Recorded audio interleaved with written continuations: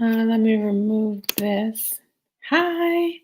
So, hi, beautiful people. If you're watching this on a replay, so we're actually going to be going live Monday through Thursday starting November the 9th.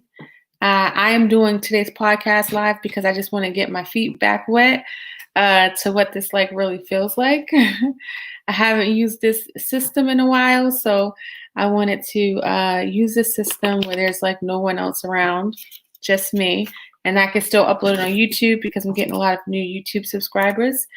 So if you are watching this, thank you so much for watching this. So November 9th, I'm going to take a pause because this is going to be on the audio for the podcast. Thank you so much for joining another episode of Celeste the Therapist Podcast. My name is Celeste. I'm a therapist from Boston. If you've never been into my podcast before, thank you so much for being here. I truly appreciate you. I come on, I talk to people that are doing things to empower the lives of others by sharing their story. I also talk about things we all go through. And then I kind of think about these solutions and ways in which we can deal with it. So today I want to talk about this idea of living and not just surviving. If you are not already following me on social media, you're missing out. You can find me on Instagram. And my Instagram name is Celeste the Therapist. So you can find me there. You can find me on YouTube. I'm actually recording this podcast live on YouTube right now. Go to Celeste the Therapist to find me there. On Twitter, on Facebook, on LinkedIn. I literally will post the same thing on each social media site. So you can always follow me on all of those different sites.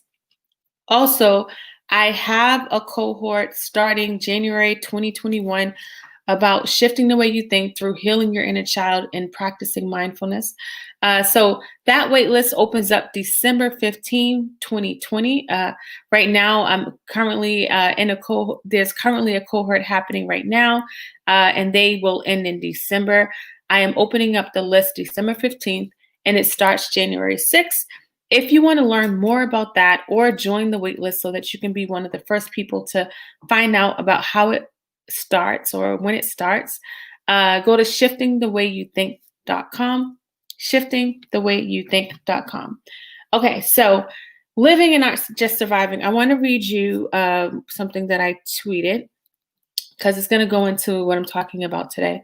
So when people get a new heart, their body will try to reject it even though it's a good heart. It's foreign to the body.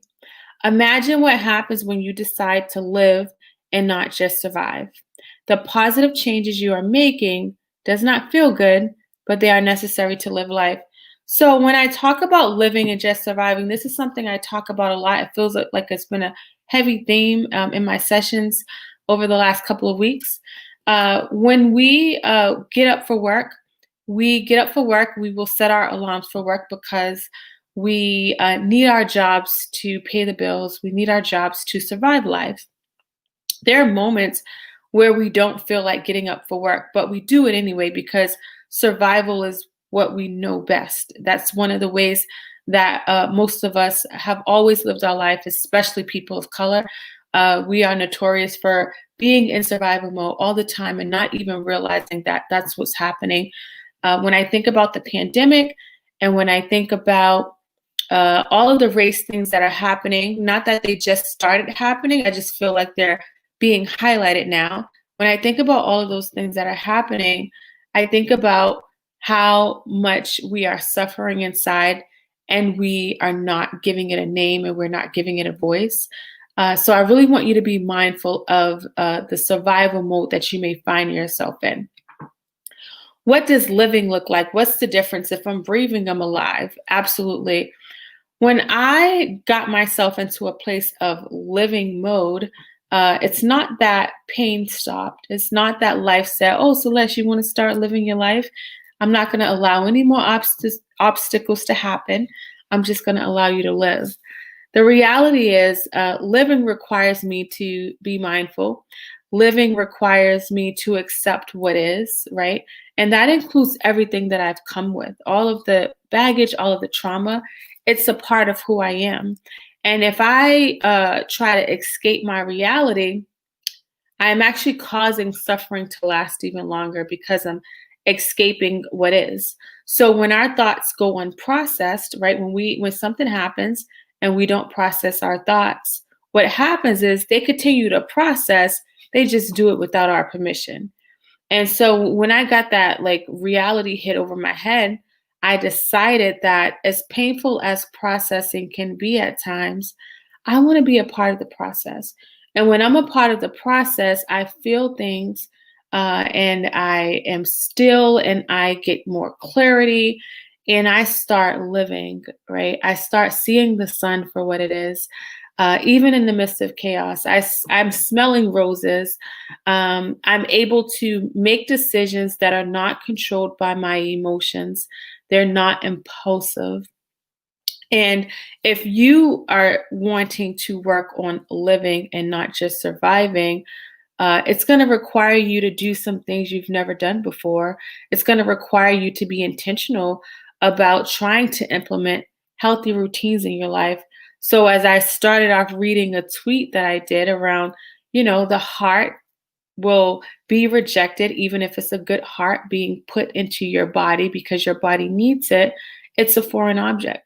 So if I grew up and I lived in a dysfunctional situation, if I have always been toxic, and I want to switch that up and start to change the way I operate, it's not just going to come automatically. Like you can listen to this podcast or listen to a positive message and in that moment feel clear about what you need to do. If you get off of this podcast, if you don't listen to that positive message after it's over, you're going to forget about that. You know why you're going to forget about it? Because the negative mind has been able to have free reign for a long period of time. And so doing something different, they're going to fight you on it, right? I just kind of look at it that way. Why wouldn't it fight me on trying to be positive if in my mind, my negative thoughts have been able to live rent-free, unprocessed?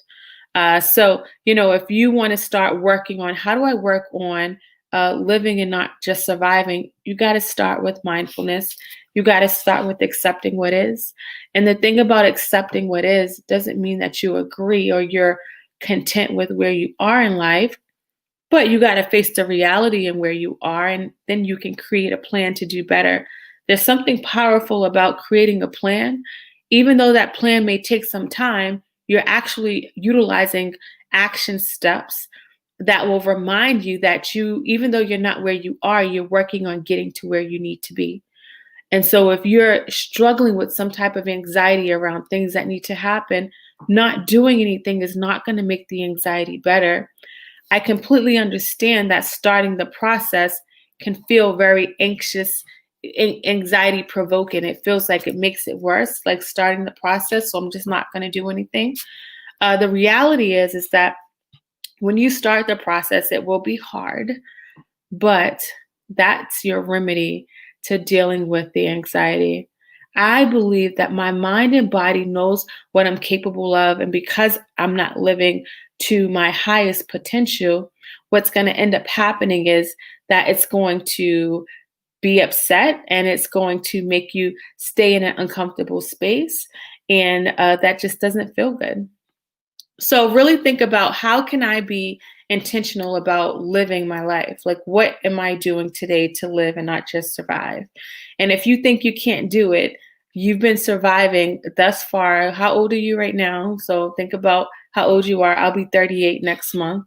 And I live now. I don't just survive, but for many years I just survived. So just know that if you are able to push past your comfort zone or push past the feeling of getting up for work, right? Even if you don't want to, you can work on pushing past the feeling of working on living your life, right? And so that's maybe starting with meditation in the shower, if you're already taking a shower, grounding yourself every day, working on checking in with yourself at night, creating a bedtime routine, especially now for people that struggle with seasonal affective disorder. If that's the seasons change and it gets darker and colder, your mood may be off a little bit. So, creating routines is going to be helpful. Some people know that their mood's off during this time of year and they just kind of accept it for what it is instead of thinking about what I can do to create changes. I think sometimes because we're so used to being in survival mode and not living, we just kind of say, this is just the way it is, and not really think about what we can do to make changes. And the reality is that changes are hard. I would never want to come on here and have you believe that just because I'm talking in this manner about the things we need to do, that it's an easy transition or easy fix. There's nothing easy about it, right? If it was easy, guess what? Everybody would be doing it. I wouldn't have a job because people would do it because it's so easy. But it's not easy. It feels like a battle when you're trying to implement healthy routines into your life. But you deserve that. You deserve that and so much more. And so just because like what happened to you was not your fault, right? Just because we're in this like race war right now, it's not my fault that I am Black. It's not my fault that people don't like me because of what I look like. It's not my fault what's happened, right? That's the part I'm clear on.